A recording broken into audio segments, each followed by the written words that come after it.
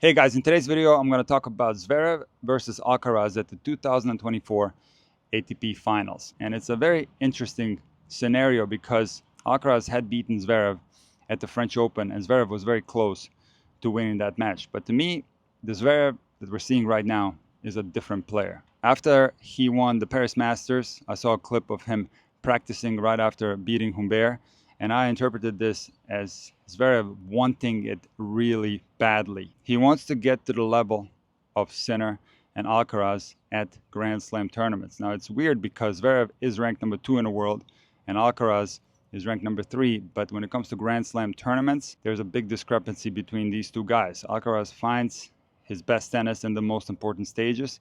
And while Zverev did show good tennis in the French Open final, often in the past at the Grand Slam level, Zverev did not play his best tennis and was often too passive. Now, Zverev was again caught training after winning round-robin matches at the ATP Finals, and he was asked why he's practicing right after the matches, and he said exactly what I thought he was going to say. I am trying to get to the level of Sinner and Alcaraz. They have improved their game, and I need to continue to improve my game to be able to challenge them at the Grand Slam stage. Now, Alcaraz, on the other hand, has shown in the past that he struggles past the US Open. But I think this year was a lot better for Carlos than last year. I also think that the match at the Olympics against Djokovic did have a negative impact on him, just like the match against Djokovic at Cincinnati did have a negative impact on his performances in 2023. I think those two matches lingered with him for a while. However, this year, I do think that he was able to shake off that loss rather quickly. And after playing a poor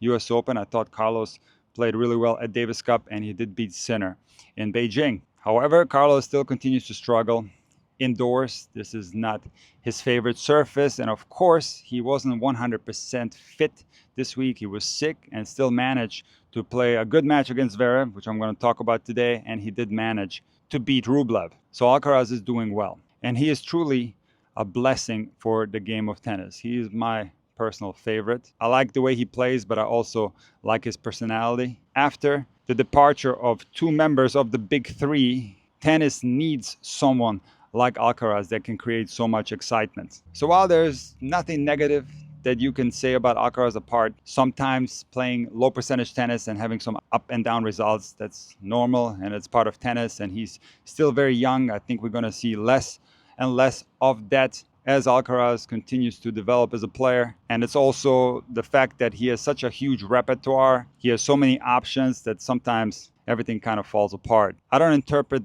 that as negative. It's part of the growing process that every player to some extent goes through.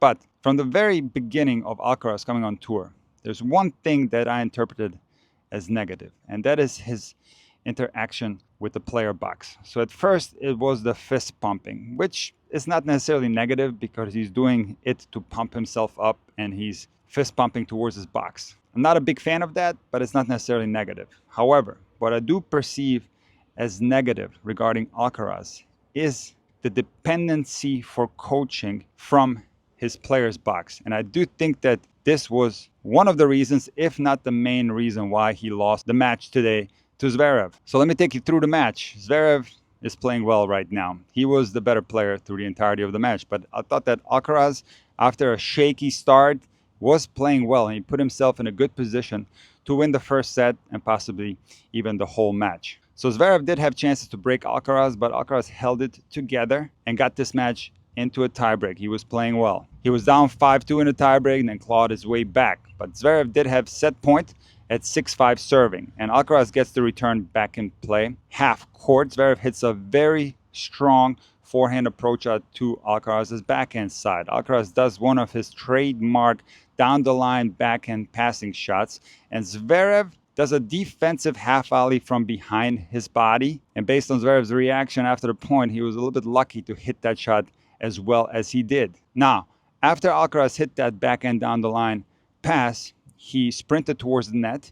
But because Zverev's half volley was so long, this ball caught Alcaraz by surprise and he hit it by his ankles and missed the volley wide. Now, it's not a tactical mistake to do what Alcaraz did, because this is one of those circumstances where players do anticipate. So if players hit a passing shot that's low, most of the time the half volley is going to come back either high or short or both. And when players get to the net, they're going to have an easier time putting the ball away. So tactically, this was a sound play from Alcaraz, but he got caught by an incredible half volley from Zverev that went a lot longer than he expected it to. Now, after this point, Alcaraz started talking to his coaches, and they had some kind of an argument. So I have no idea of knowing what was said prior to this point, but there was some kind of disagreement. Then at the changeover, Carlos Alcaraz was very angry with his coaching staff. And see, this brings back the topic of how effective coaching is in the game of tennis.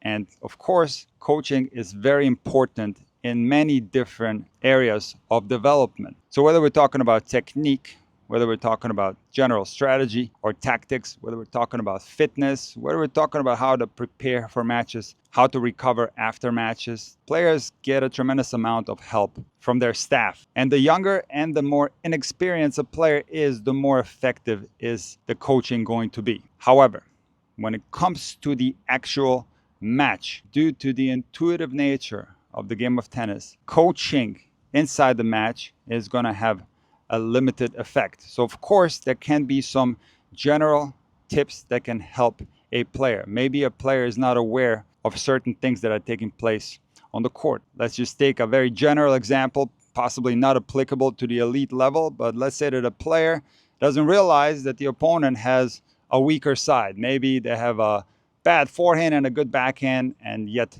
the player keeps hitting to the backhand. If a coach sees that from the outside and gives a tip to the player, that can be very helpful. But some people are of the belief that coaching in the game of tennis can be done on a point-by-point basis, and that is just impossible. While there can be some general tips, like where to serve, for example, what kind of serve to hit, where to position yourself on the return of serve. Once the ball is in play, the game of tennis is highly unpredictable at all levels of the game, but especially at the highest possible level. So what that means is that players depend on their intuition to play the game of tennis. There's not a lot of time to have thoughts while the point is going on. It's too unpredictable and it's too quick for that to happen. So at the elite level, tennis often becomes a game of improvisations. So while I don't know what tip Carlos Alcaraz received prior to that set point against Zverev, but it is clear that he was angry with his coaching staff for the instruction that he received. So this is the only thing that's a big question mark for me regarding Alcaraz. He obviously doesn't need coaching to that extent. He can rely on his intuition, like he knows how to do, and like he probably does on 99% of the points that he plays. General tactics, small adjustments, no problem. But when it comes to too much instruction, and when the instruction becomes too detailed, based on his reaction after that point, this is not the best thing for his game. And if you listen to a lot of players, when the new changes from the ITF were announced for the 2025 season, a lot of players, including Taylor Fritz, are against on-court coaching. Players want to be left to their own devices because this is how tennis is supposed to be played. It cannot be played any other way. It is a game of instinct and improvisation. And if we look at the champions of the past, we really don't have any examples of players who interacted with their player boxes as much as Alcaraz does. Just think of Borg, McEnroe, Lendl, Becker, Sampras, Agassi, Federer. These guys barely, if ever, looked at their box. Djokovic, Nadal, they interacted a little bit more, but not to the extent that Alcaraz does it. Sinner interacts with his box, but not to the extent that Alcaraz does it. So in my opinion, if there's one thing that Alcaraz could change in the following years, is depend on his player box less. Because if you take a look at the crucial moment of this match, it was that set point where he was very angry. And at the changeover, like I already said, he continued talking to his coaching staff. And what happened in the next game? Well, he lost his serve and ended up holding serve for the rest of the set. But one break was enough for Zverev, who's serving out of his mind, to win this match 7-6, 6-4. Now, looking ahead at the semifinals, Zverev is going to play Fritz, who he has lost to at Wimbledon and at the US Open.